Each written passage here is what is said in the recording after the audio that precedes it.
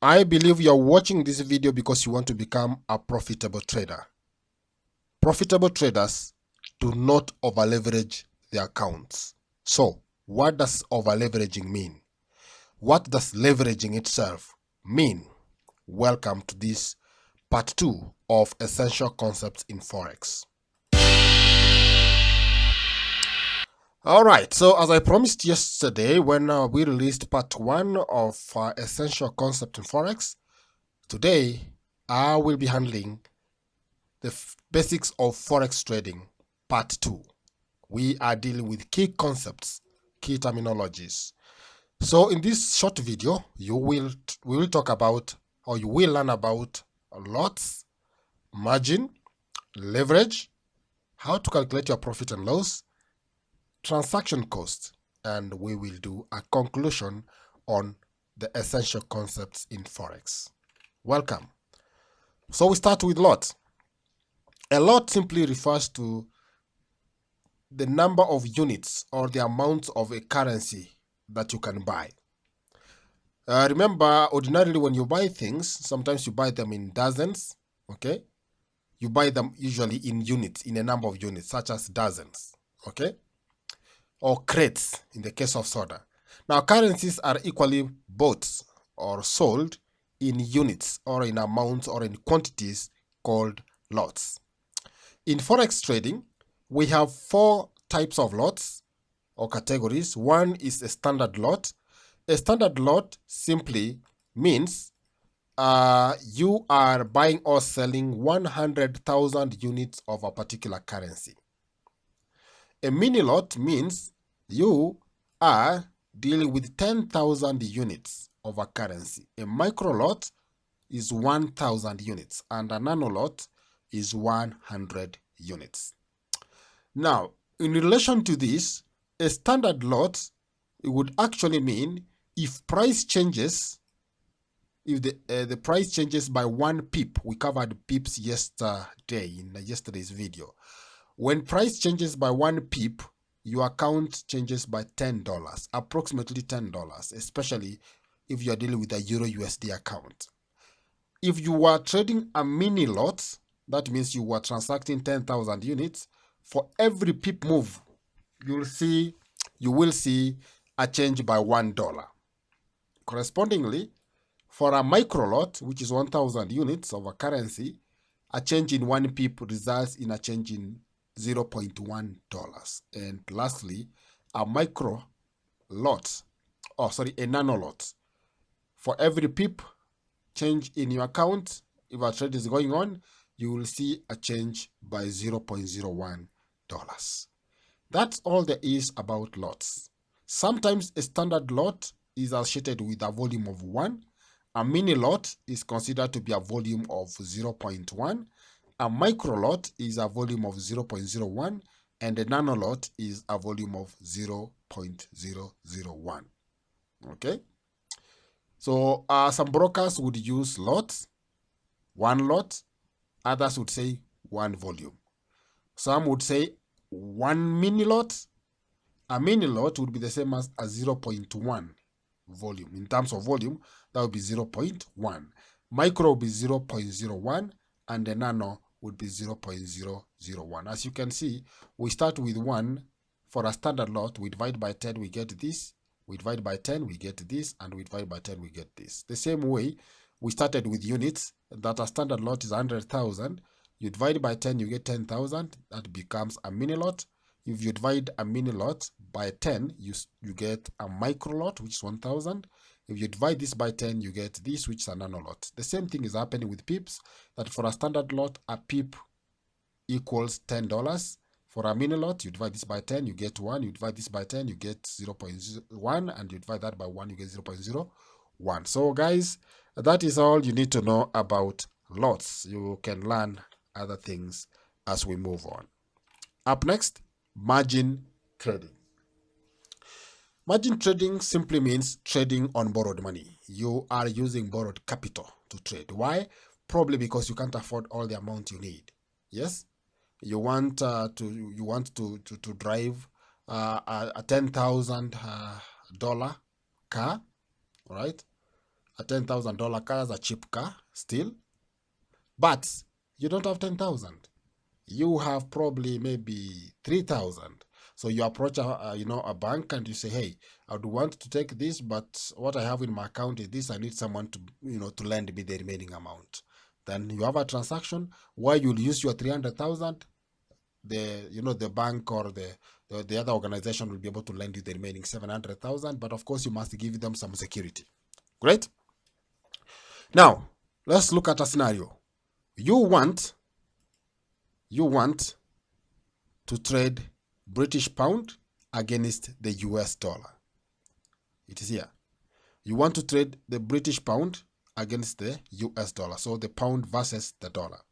And how are you trading it? Remember, when you trade, you either buy or sell, or you go long or you go short. Now, in our case, you believe that the pound, which is the best currency here, you believe that the pound is becoming stronger than the USD. This is becoming stronger than this. And so you are buying. But for you to buy the pound, you use the other currency. You use the USD, you use the quote currency to buy the best currency. Now, we look at the current price at which you can do the exchange of the two, and that says we have that exchange rate there. It means for every pound, you must use 1.5000 US dollars. Great. Now, because you want to trade a standard lot, which is 100,000 units, so you want to transact 100,000 units of this currency pair, it means for you to transact this pair, you will buy the pound using the USD at this exchange rate, meaning using a calculator. Let's pick up a calculator here quickly so that I demonstrate these concepts. So what you'll have to do in a case like this, you want 100,000 pounds multiplied by the exchange rate of 1.500. That gives you 150 US dollars. It means you will have to you will only buy 100,000 units of this using 150 US dollars. This is the amount you must provide for you to be able to buy 100,000 pounds or one standard lot of the pound. Okay? Now, you check your pocket and realize, well, I do not have 150 US dollars. It's a lot of money. The broker says, fine, you do not have to spend all the 150 US dollars to buy 100,000 pounds. Just may you produce 2%. Just produce 2% of what you need here. 2% of what you need, and I will give you the remaining 98%. Then you say, fine, that is a better deal. I can control 150. I can actually do a transaction of $150,000 using 2% of this. So first, let's see what is 2% of that. That is multiplied by 150,000 multiplied by 2% is 0.02.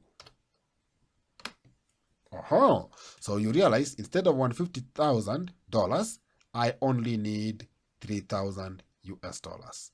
And so if you commit $3,000 in your account as deposit or security or collateral, the broker allows you to enter trade equivalent to $150,000. And as you do this, you'll be able to trade 100,000. You will be able to buy 100,000 pounds.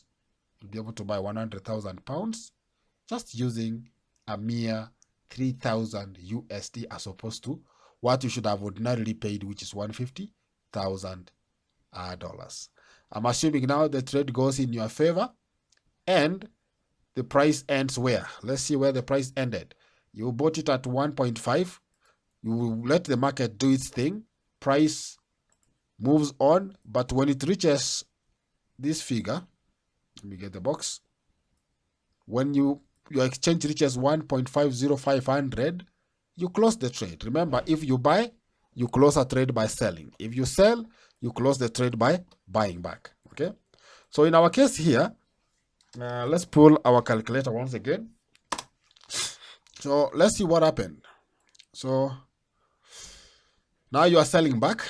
You are selling back into the market. because you had bought. Now your 100,000 pounds, which were initially equivalent to 150,000, now have changed their price because it was 1.5. Now it's 1.505. So 100,000 pounds multiplied by 1.5, is it 5? 50500. 150,500. So you used 150,000 to buy 100,000 pounds. Now, when you sell the 100,000 pounds you have been having because you bought this, when you sell them back to the market, the price has changed. You get back 150,500 US dollars. Now, what is the difference between the two? Minus $150,000, you have a profit of 500 US dollars. As simple as that. And that's the power of margin, because now you were able to use 2% of what was needed to enter trade. The other 98%, the broker was able to handle it. Okay? Now let's look at a concept called leverage. And I'm saying, hey, never mess with leverage. This guy can kill your account faster than you were imagining. Now, when we are talking about leverage, it looks quite similar to margin, but they are really not the same. The amount of leverage available to you as a trader is dependent on how much risk you can handle and whether the broker allows you that leverage. Okay, leverage still deals with something that gives you an advantage to control a huge amount of money in your account. However, for you to use the leverage, you must have a deposit in your account, which is considered as a security or is considered as margin or collateral, okay, for every position you want to enter. Let's look at an example. Your broker gives you a leverage of 100 to 1. The broker is simply saying this, hey, you provide 1 over 100. 1 over 100 is the same as 1%. So if you want to enter a trade, you need 1% of the value of the trade or the position you want to enter. If, for example, you want to enter a standard lot, you want to trade with a standard lot. So a standard lot is 100,000 units. Okay, so it means you actually need $100,000, for example, to enter a trade that's equivalent to one standard lot.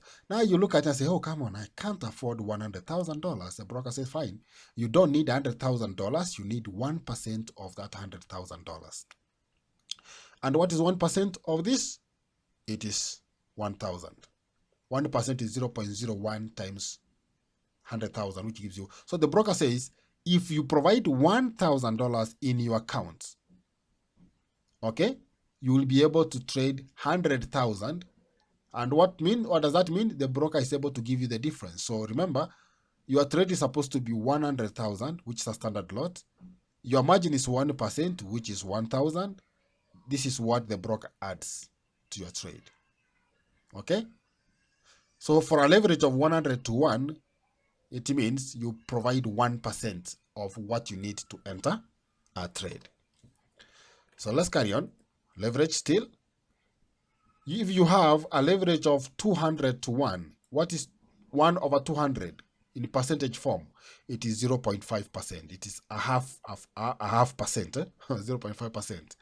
Now with this account, let's assume you are trading mini lots. Remember from previous session, a mini lot is 10,000 units, while a standard lot is what?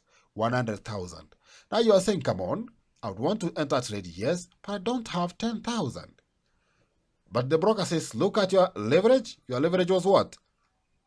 5%, 200 to 1. So the broker says, provide 0.5% of what you need here, 10,000. And if you did your math, that will be 50 bob. Oh, sorry, $50. So you provide $50, okay, instead of 10,000. The broker provides the balance, and you'll be able to enter this full trade here. Now, examples of leverages you would find with most brokers. Some would give you 2 to 1. 2 to 1 is 1 over 2, which is 50%. It means if you want to enter trade, you provide 50% of the worth of that trade. A 50 to 1 means 1 over 50. For every trade you enter, you provide 1 over 50 of what is needed. So 1 over 50 of 10,000, for example. For 100 to 1, that is the example we saw previously. For 500 to 1, that is 1 over 500. That means you provide a significantly small amount and you'll be able to control significantly a very huge amount in the market. Okay? Leverage sounds like a nice idea. So let's look at some of the things that you need to also understand. Examples, again, a 2 to 1 means you provide 1 over 2 of what you need. In this case, 1 over 2, if you invest 1,000, it means 1 over 2 is 1,000. The broker will have to double that. The broker provides 2,000. So you would be able to deal 2,000. So you provide 1,000, the broker provides 1,000, your total is 2,000. A leverage of 10 to 1 means you provide 1 over 10, and the broker provides 9 over 10. In that case, if you are able to use 1,000 from your account deposit, the broker will top it up and it becomes 10,000. So the broker ideally gives you 9,000. So, and you see, you will be able to increase your return on investment here. Your return on investment is 2%. Here is 10%, 50%, 100%, 150%, 200,000. You look at it and say, wow, leverage is a nice thing. Don't be cheated. Don't be fooled by leverage. The higher the leverage, the greater the risk, even as much as there is that concept of the greater the profits. Understand this from this next slide. We go here. It is important that you understand what is on this page. Clear? Let's dive in. Let's dig in. Now we are looking at the problem of over-leveraging. Now where you want a higher leverage because you believe the broker is lending you money and you are able to control huge money that you do not have, huge currency that you do not have in your account ideally. You don't have the security for it. Let's have a look at two traders, trader 1 or trader A here and trader B. So there's trader A on the left, okay, and there's another trader here, B. Remember, look at it. They both start with the same amount, $10,000. That's what they have in the account, and that's what we are calling the equity or equity. So the account deposits 10,000 for both A and B. Now they choose to enter a trade. So this trader 1 chooses to enter a trade of 500,000. This one chooses to enter a trade of 50,000. Now you're looking at it from that perspective. Why? It's because of leverage. Remember, with a small amount, you can be able to trade huge amounts through the power of leverage or margin in that case. So for this to be possible, it means this person is applying a leverage of 50 times or 50 to 1, where you provide the 1, the broker provides the other part of 50. Okay? So 50 times 10 gives you what? 500. So that's a leverage of 50 to 1. The other trader B is only willing to trade 50,000. 50,000 compared to 10,000, that's 1 times 5. Yeah, 50,000 is 5 times 10,000. That's a leverage of 1 to 5 or 5 to 1. Now look at it. This is 50 times. This one is 5 times. Now if the trade goes positively, this trader A makes 50 times the profit. Trader B makes 5 times the profit. Now we are looking at a case where a trade goes against you. Aha! This trader loses that trade. The prediction was wrong. This person loses 5,000 shillings from the account. This one instead loses 500. Remember, 500 is what? The leverage was 10 times the other. This is 5 times, this is 50. 50 divided by 5 is 10. All right? So if this one is losing 5,000, 5,000 over 10 is 500. Now, effectively, this trader has lost 50% from 10,000. This one has lost 5% from 10,000. Now, trader A has 50% remaining in the account, which is $5,000. Trader B has 95% of the original balance of 10,000 remaining. Are you seeing the effect? In effect, trader B remains with $9,500. Trader A remains with $5,000. Okay? So if you don't use a lower leverage, you are likely to destroy your account very quickly. Remember, this is one trade and half of the account is already blown away. Half of the account, 50% is lost. For a smaller leverage of 1 to 5, this trader has only lost 5%. This guy can do another trade and lose another 5%. This one, if he does another trade, the account is at 0 deposit. So 2 trades, this account is blown. 2 losses, this account is still intact, has 90% remaining. Okay? So guys, our recommendation is simple. Do not trade with a leverage of more than 10%. Worst case, 20%. Otherwise, a 2 to 1, a 5 to 1, a 3 to 1, like the example here is 5 to 1, is good enough. Avoid the risk of over-leveraging. Look at this example. Now we want to see how these things relate, margin and leverage. You get the margin on a trade position using your leverage.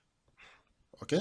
There is a correlation between margin and leverage. For example, if your margin is 5%, it means you must provide 5% for every trade you want to enter. What is 5%? It's the same as 20 to 1. That's 1 over what? 1 over 20 gives you 5%. If you have a margin of, in other words, for you to enter trade, you need 3%. That is the equivalent of the broker giving you a leverage of 33 to 1, or 1 over 33 in that case. A 2% is the same as 1 over 50. A 1% is the same as 1 over 100. Remember, in terms of percent, it's 1 over 100 times 100. Yeah? 1 over 200 times 100. 1 over 400 times 100 is the same as what these things you are saying here. So leverage and margin, for you to use leverage, you will need margin, right? And the margin dictates leverage in that sense.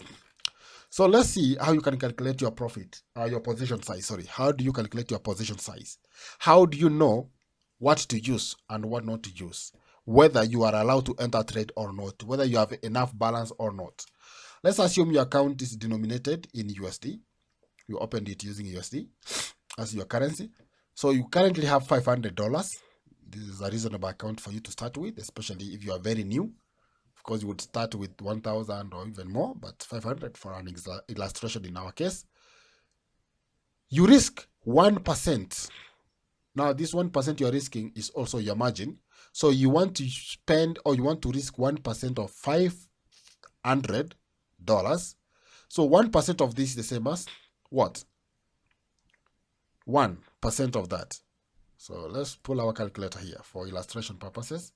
So 1 over 100, remember percentages, 1 over 100 multiplied by 50, or 500. 1% is the same as 1 over 100, or is the same as 0.01, okay? 1 over 100 is 0.01, multiplied by the account balance. So you are risking 1% of your balance. So when we multiply that by 500, we get 5. So you are saying that out of your $500 in your account, you are risking $5 only. You're entering a trade and you're willing to risk 5,000. In other words, that's the maximum you can possibly lose. And then you say you have a stop loss of 20 pips. So the computation simply, this is a calculator you'd find on Baby Pips, okay, website. When you enter this and this and this, the calculator generates these figures when you calculate, when you hit the button here called calculate. So you have your deposit, you enter the amount you are risking, and you enter your stop loss. Of course, you have chosen your currency pair down here. The system, upon hitting calculate, will be able to say the amount you are risking from your account is $5. The number of units you can buy is 2,500. Now 2,500 for a mini account, remember mini account is 10,000. So 2,500 is the same as 2,500 over 10,000, which is a quarter.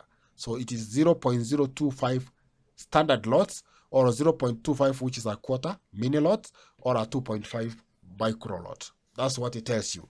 And you need these figures when you're entering a trade actually on your charting software on your broker account. You can pause on this video, and understand this example. How do we get our profit or loss? You buy NZD/USD. That is, you are buying NZD, the first currency, and you are selling the second currency concurrently. Assume that NZD/USD is quoted with this exchange rate. In other words, you buy one NZD, New Zealand dollar. In case you have forgotten, NZD stands for what? NZD stands for New Zealand dollar. Is the domestic currency in New Zealand. So you are buying one NZD by using 0.7494 USD. So you sell your 0.7494 USD to obtain one NZD. Okay? So you are doing a buy. In your operation, because you are buying NZD, you are going to sell it for you to close the trade. And later on, so let's look at that. You are buying one lot of this. You are buying a standard lot of 100,000, which means 100,000 times 0.7494, which gives you 74940 USD. So you need 74940 USD to buy 100,000 of NZD. When you close your trade, you will have to sell you'll have to sell the NZDs that you bought. So you had bought them here using this. Now you have to sell this to get back your USD. So you sell now your 100,000 NZD, but the price has changed. It's now 0.7590 instead of 0.7494. It has increased. Okay? And when you do sell this 100,000 NZD at this price, you get back $75,950. The difference between these two is 1010 USD. You have actually made a profit of 1,010 United States dollars. Of course, there are costs involved in between and commissions and other things, but generally, this is what you consider as your profit. Transaction cost, there are costs involved in a trade. They are usually the spread. That the bid price and the ask price are usually different. And for that reason, whenever you buy or sell, there is a gap between the two prices, and that results in what you call a spread. In that spread, there is a cost involved. Okay. For example, in a Euro USD, a rate of this, meaning you have traded Euro USD, maybe you bought Euro using USD. When you bought Euro, price was at 1.2500. So you bought 1 euro using 1.25 USD. Later on, you closed the trade when the rate had changed from 1.2500 to 1.2505. Okay? Look at it that way. So there is an increment of 5 pips in our case. So 5 pips. Now 5 pips for a standard lot, if you remember, is equivalent to what? 1 pip was equivalent to $10. 5 pips would be equivalent to what? $50. So in a case like that, your spread is 5 pips, and that would result in 50 pips, $50 instead. So if you were to use the case behind here, you would have to subtract the transaction cost from this value here. You'd have to transact the $5 from your profit here and end up with 10.05. Okay? And that brings us to the end of our video number 3, video talking about the essential concepts in Forex. And we have covered lot, margin, leverage, transaction cost, and how to calculate your profit and loss.